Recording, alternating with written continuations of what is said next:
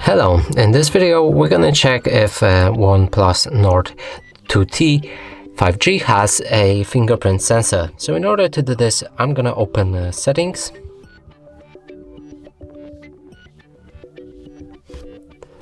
Now let's search for security and passwords.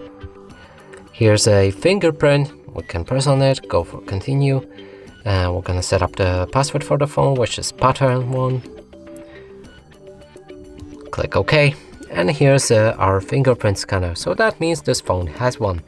And that's it for this video. Hope you like it. Please consider subscribing to our channel, leave a like and a comment below.